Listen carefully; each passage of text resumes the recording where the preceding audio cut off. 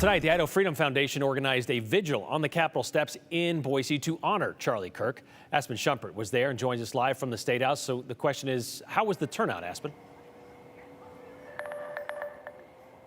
Yeah, Brian, there were a few hundred people here tonight. Despite the slight showers, people still wanted to come out and light a candle and hear about the person that Charlie Krik was. There were families here. There were college students here, kids, even some lawmakers were here tonight, all to gather together.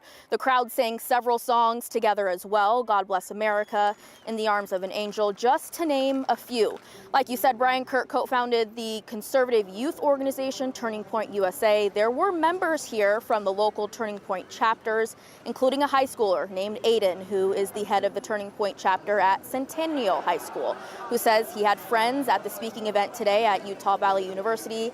His thoughts were with his friends who were there, as well as Kirk's family. The overall message tonight was America shouldn't be divided and political violence is never the answer. Someone who echoed that statement was Idaho Representative Kent Marmon, who was here in the crowd tonight.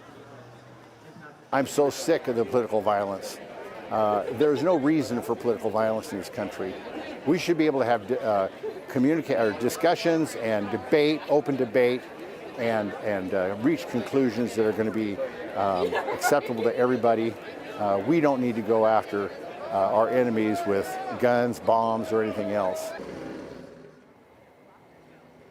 Marmon says Krik was the epitome of the conservative movement, and he admired how Krik was able to reach younger people and engage in conversations about politics. Now, emotions were very high tonight. There were several people near me that were crying in the crowd. And Brian, some other people I spoke to tonight said no matter what side of the political party or which political party you stand with, we're all human, we all have families, and they hope moving forward, if there are differences, that they won't be handled with violence. That's true. Just kind of what Krik was doing was trying to handle it with debates and public discourse. But I have to ask you, this was a vigil tonight, right, Aspen? But I understand it didn't go off without any hiccups.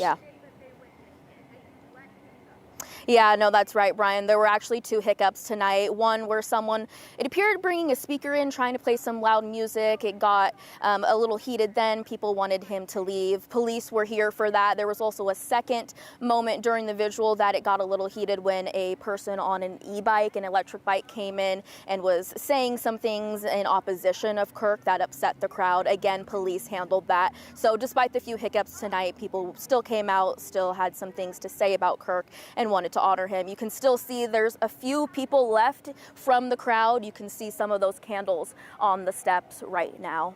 It's still staying lit despite the weather out there tonight. All right, thank you very much, Aspen.